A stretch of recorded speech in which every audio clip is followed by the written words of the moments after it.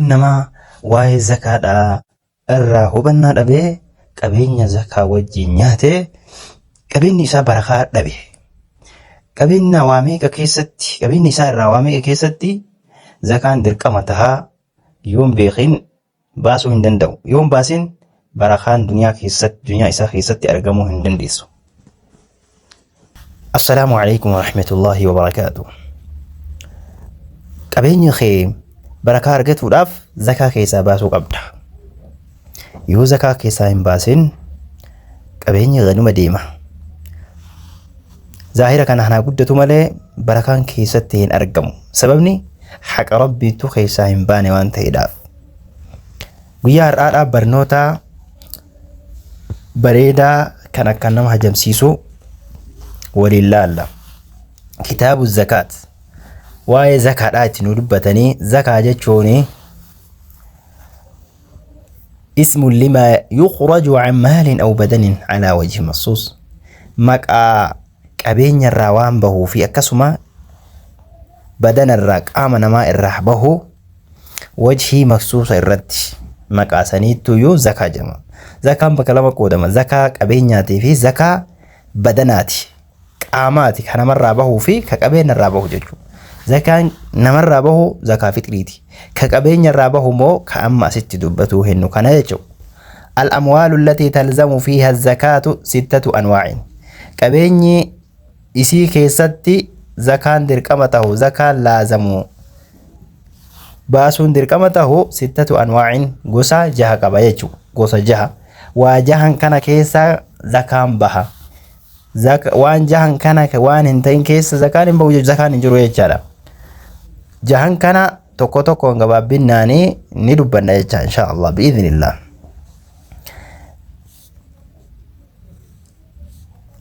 Achitti osoo hin taniin duratti qabeenya nama akkamii keessaa zakaan baha jechuullee asumatti dubbanna. Qabeenyi zakaan keessatti dirqama tahu qabeenya muslimaati. Muslimni sunuu hurrii bilisa ka tahe. Akkasuma ammas kan milkiidhaan qabeenya isaa ka godhateetiin hin jedhe jechuudha. Ammas qabeenyi suni beekamaa ka tahe jechuudha. Ammas dabalataan argamuun isaallee ka yaqiina tahe. Kana keessaa zakaan baha jechuudha. Tokkoffaan muslima irratti dirqama taha. Muslimni sunuu hurrii tahuu bilisa tahuu qaba. Ammas qabeenyi inni qabu sunis milkii isaa handhuurfannaa isaa keessa galuu qaba. Qabeenyi isaa ammas mucayyana beekamaa tahuu qaba. Argamuun isaallee yaqiina qabaatu qaba jechuudha. Yoo akkana tahe qabeenya isaa keessatti dirqama tahe jechuudha. Hayyee muslima wayita jennu kaafira keessaaf zakaan qabeenya kaafiraa keessa hin jiru jechuudha. Zakaata ayyaama kufrii wayita kufrummaa keessa jiru suni zakaan isarratti dirqamaa miti jechuudha. Dirqamaa miti jechuun kun irraa hin gaafatamu jechuu miti. Irraa gaafatamu guyyaa qiyaamaa. Immoo murtaddiin namni immoo islaamummaarraa garagale immoo isarratti dirqama ta'a. Gaafa islaamummaarraa garagalee islaamummaatti as deebi'e ni baasa jechuudha. Hayyee hurri bilisa wayita jennu kan ammoo qabeenya gabraa keessa zakaan hin jiru jechuudha. Akkana jechuun gabri mataan isaatu iyyuu maalidha waa handhuurfatuu hin danda'u. Akkasumas mataan isaatu kasayyidaati jechuudha. Zakaan isarratti dirqama ta'u jechuudha. Attaamil milk qabeenya handhuurfatte jechuun immoo kan fakkeenyaa fi gabra mukaatabaa. Gabra mukaatabaa jechuun gabra of bituudhaaf sayyidaa walii gale qabeenya yoo ka qabaatu tahe qabeenya isaa san keessa dirqama ta'u jechuudha. Maaliif jennaan faraa zakaata fi maali? Milkii isaattu iyyuu qabeenya san handhuurfatu isaattu iyyuu hangas maraa miti. Milkii daciifa jedhanii laafaadha jechuudha. Quwwaan qabdu jecha. Hayyee zakaan qabeenya mucayyanaa ta'uu qaba jechuun immoo lammaffaan tokkoffaan jahan jennee jahan san keessaa tokkoffaan anna'amu na'ama jahan. Na'ama jechuun waa sadi qabata. Ibila, baqara, ganama. Gaalaa fi horii fi hoolatii fi re'iin jechuudha. Tokkoffaan kanaa jecha.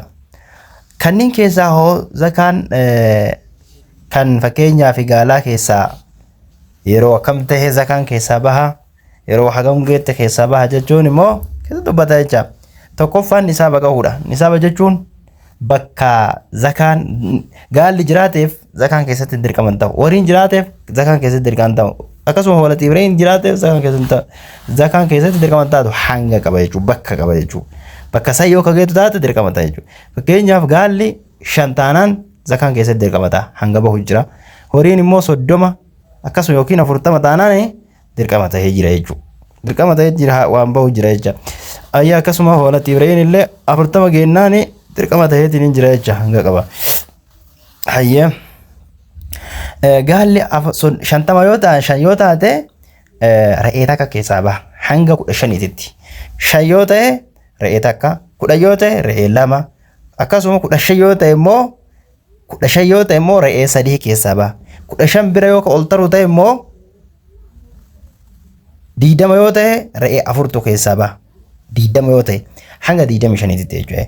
25 yoo ta'e immoo gaala keessaa baha jechuudha. Gaalli sunuyyuu binti makhaad jedhaniin.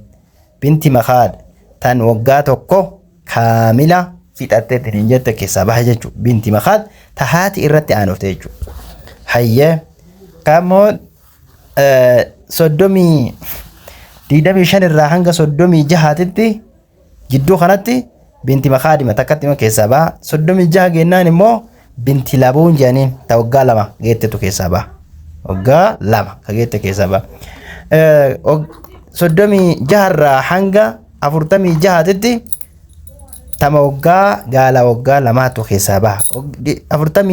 46 geennaan immoo gaala waggaa 3tu keessaa baha. Hiqqaa jedhaniin gaala waggaa 3tu keessaa baha.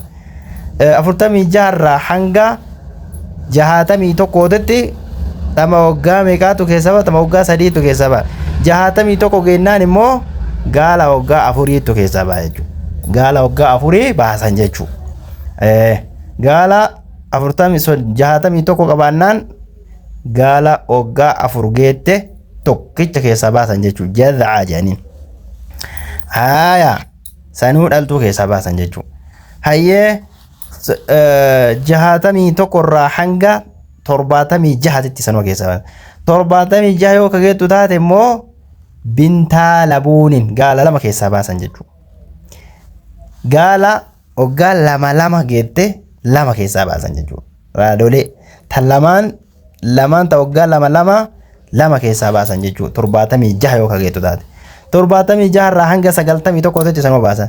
91 yoo kageettu taate immoo ammallee qayyarama. Gaala 2 ta waggaa 3 keessaa baasan. Ta waggaa 3 hiqqa 2 jechuudha. Ayyee achirraan immoo gaala 121tti sanuu baasan. 121 yoo kageettu taate immoo hayyee ta waggaa 2 keessaa baasan.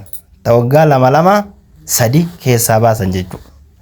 Hayyee 121 bira yoo ka ol tarteetiniin 130 yoo kageettu taate immoo ta waggaa 3 takkaa fi ta waggaa 2 keessaa baasan.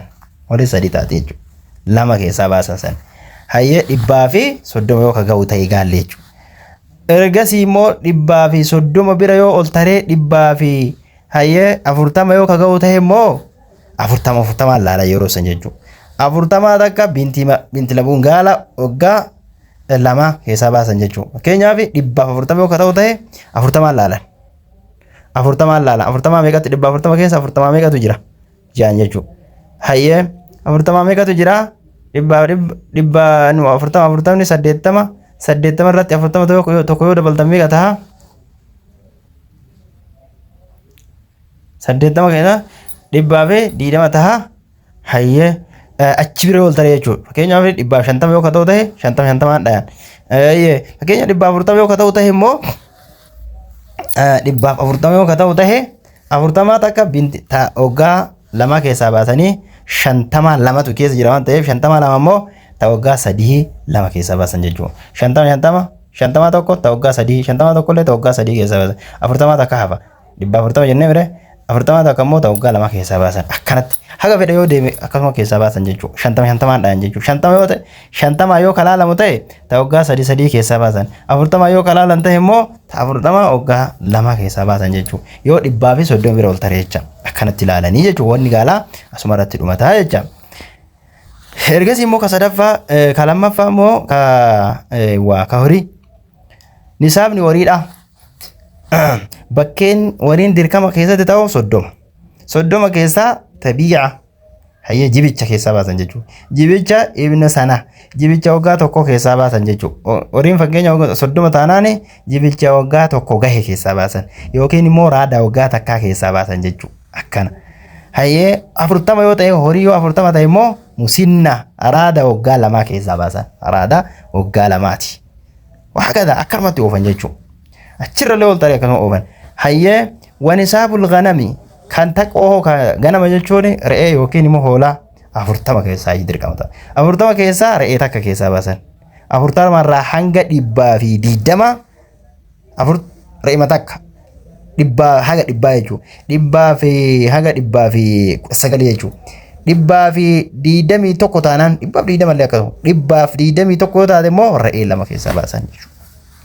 Amma afurtama irraa re'ee takka afurtama irraa hanga 120 re'ee tokko jechuudha.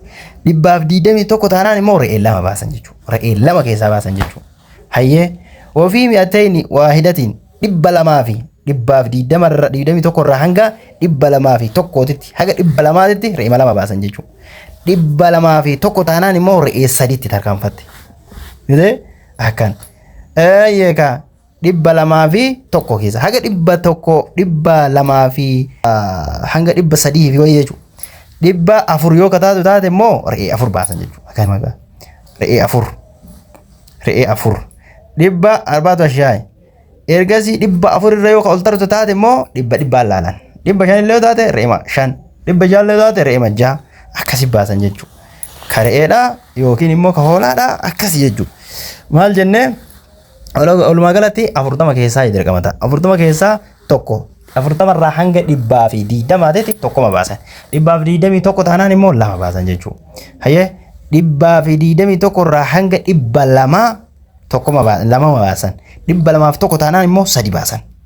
Achirraa 201 irraa hanga 399 sadii baasan. 400 guunnaan immoo 4 baasan. Achirraan 400 irra ol tarraan immoo 500 600 100 laalan jechuudha. 500 taanaan illee 5 600 taanaan illee 6 700 taanaan illee 7 baasan jechuudha. 7 irraa baasan jechuudha. Akkanatti ilaalanii jechuudha ka hoolaatiif re'ee. Ka sadaffaa immoo waan hayyee itti aanu immoo naqdaani jenne kun naqdaani jechuun dhahabaa fidda irraallee maaltu bahaa jechuudha.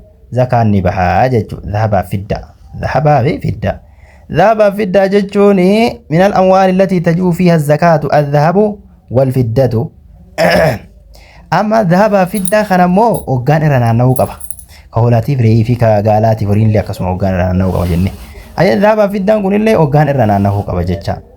Hayyee tokkoffaan hoggaan irra naanna'u maal haala inni taheen haala milkii namichaa zakaa irraa baasuu san keessa haala ta'e haala ati harkaa qabduuni hoggaan sirra naanna'uu qaba. Harkaa qabaattee baankii qabaattee walumaa galatti qabeenya yoo dhahabaa fiddaa qabaattee hoggaan sirra naanna'u jechuudha. Dhahabaa fiddaa kun amma birrii fi akkasuma riyaalaa fi dirhama tahee doolaara tahee birrii keenya tahee kana mara qabatte. Dhahabaa fiddaa jechuun waan ittiin dalagan jechuudha. Qabeenya waan ittiin dalagan jechaadha. San qabata jechaadha. Hayyee hagamtu irraa bahaa immoo dhahabaa fiddaa dhahaba misqaala 20 irraa dirqama ta'a jechuudha. Fiddaa immoo dirhama 200 irraa. Hayyee misqaala 20 jenne dhahaba.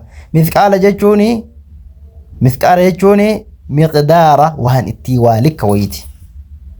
Hayyee zakaaroo ka bahu hangami jennaan dhahabaa fiddaa keessaa rubu'a ushriiti.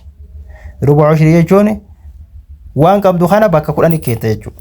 Bakka 10 keettatiniin bakka tokko irraa fuuta jechuudha. 10 kurnaffaa sana fuuta. Kurnaffaa sana fuutatiniin bakka 4 keetta jechuudha. Afuraffaa isaa kennita jechaadha.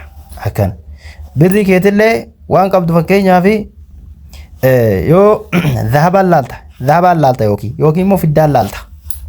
Hayya birriin keenya yoo ati kuma 200 yoo qabaatu taate kumni 200 suni mithqaala 20 gahamuun ga'u mithqaalli 20dha birrii keenyatti yoos deebi'e hagam ta'a jettee ilaalta. Fiddaan fakkeenyaaf fiddaan yoo kalaaltu taate immoo 200 jenne. Dirhamni 200 birrii keenyatti yoo kas deebu ta'e meeqa ta'a jetteetiin ilaalta. Akkan hanga inni ta'e san keessa dirqama ta'a jechuudha. Dirhamni fakkeen dirhamni 200 kana bakka meeqa kenna bakka 10 kenna jechuudha. Bakka 10 yoo kenna meeqa ta'a 200 kana. 200 kana bakka 10 kette bakka tokko irraa fuutee bakka takkatti san bakka 4 kette diniini akkasii kennite jechuudha. Ka fiddaa yoo kalaalu taate fakkeenyaaf dirhama 200 kana bakka 10 ka'a. Bakka 10 yoo kenne meeqa ta'a 20 ta'a jechuudha. 20 tokko fuutama. 20 yoo kataaf 20 tokko fuutee bakka 4 ketta. Meeqa ta'a 5 ta'a. 5 takkatti irraa baasta jechuudha. Mallaqa keenyatti illee dirhamni 200dha. Mallaqa keenyatti meeqa ta'a jenna fakkeenyaaf. Hanga inni ta'e san keessaa dirqama ta'a jechuudha zakaan. Waan inni fakkeenyaaf dirhama yoo kata'u taate hanga 600 akkas 600 akkas ta'an fakkaata. 600 wayita. 600 wayisan bakka meeqa kenna bakka 10 kenna. Bakka kurnaffaa san fuunee bakka 4tti kenna. Bakka 4 kenne bakka takka irraa kenna jechuudha. Shiriina mithqaalani dhahaballee yoo kafuulu taate 20 kana bakka meeqa kenna 20 kana bakka 10 kenna jechuudha. Bakka 10 yoo kennu meeqa ta'a 2 ta'a jechuudha. Akkasitti ilaalta jechuudha. Dabaa fiddaa yoo taate hanga birrii 40,000 wayi 41 akkas hayyee akkas ta'a achirraa jechuudha. 41 yoo kataa'u ta'e bakka 10 keetteetiin bakka 10 sanirra bakka takka fuutee bakka takka san bakka 4 keetteetiin bakka 4 sanirra bakka takka zakaa kennitaa jechuudha birrii keenyatti illee jechuudha. Akkasitti ilaalanii jechaadha inshaallah. Wal mu'asharaatu sadafaan immoo wanni zakaan irraa bahurra mu'asharaata. Mu'asharaata jechuun ruxaba inaba thimaara jechuudha. Waan nyaataaf ta'u jechuudha. Akka fakkeenyaaf qamadii faa garbuu faa akkasuma ruuza faa wantoota facaafamu jechuudha. Kun immoo ushritu ba'a. Bakka 10 kaanitiin waan argatan irraa bakka 10 kaanitiin bakka 10 san kennan jechuudha. Kumtaala 5 argatte 6 argatte 7 argatte bakka 10 keettee bakka tokko irraa baasta jechuudha. Hayyee kun immoo eessarraa ka'a jennaani mu'asharaanni kun akka fakkeenyaaf qamadii fi shaciirri kunniin zakaan eessarraa dirqama ta'a jennaan awsuuqa 5 jenna. Jaata jechuudha. Gama muddii jechuudha. Muddii jechuun immoo akka qucubalooti. Qucubaloo 1,100 jechuudha. Akkan meeqa ta'a jechuudha. Matoo 6 fi wayitaa jechuudha. Akkana sanirraa dirqama ta'a jechuudha. Hayyee san keessaa ushrii baasta bakka 10 keettee bakka takka baastaa jechaadha. Akkana kunis inshaallah. Inni hayyee afraffaan immoo wa amwaalu tijaara. Afraffaadha moo meeqa? Tokkoffaan na'ama jenne, lammaffaan naqdaana jenne, sadaffaan immoo mu'asharaata jenne. Hayyee afraffaadha kun immoo amwaala tijaaraati. Qabeenya nigdiiti jechuudha. Qabeenya nigdii qabeenya tirfii irra barbaaduudhaaf jecha walii gaggaragalchitu jechuudha. Hayyee sunis mallaqa waan duraan bitti san laaltetiniin yoo waggaan irra naannahe keessaa baasta jechuudha. Hangamtu baha yoo ka jettu taate immoo waajibuhaa rubucu ushri qiimati curuudi tijaarati.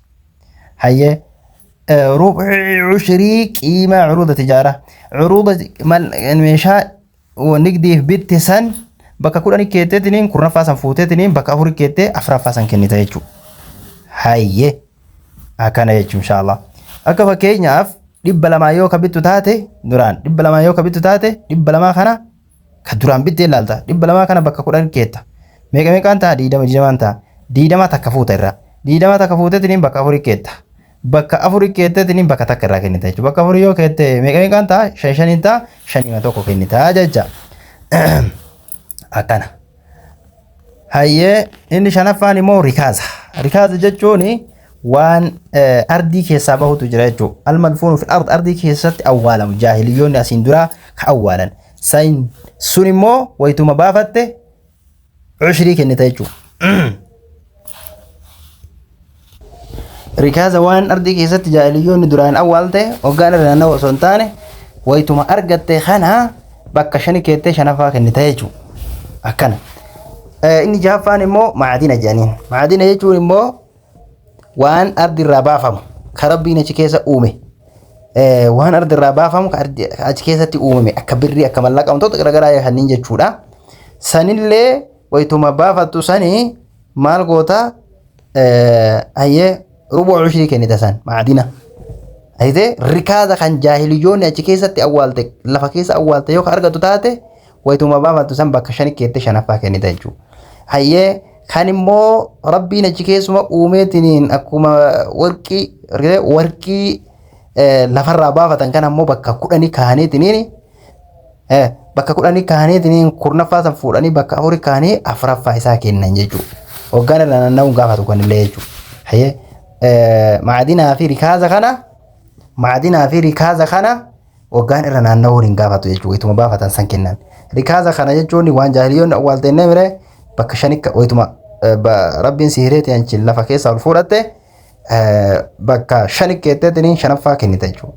Maadina jechuun immoo wama rabbiin achi keessatti uume ardi keessa uume akka warqii dhahaba fiddaa wantoota garaagaraa kanneen jechuudha lafa keessa kabaafatan kanneen bakka 10 keettee kurnaffaa san fuutee bakka 4 keettee bakka 4 keetteetiniin afuraffaa tokkicha keessaa kennita jechuudha zakaa.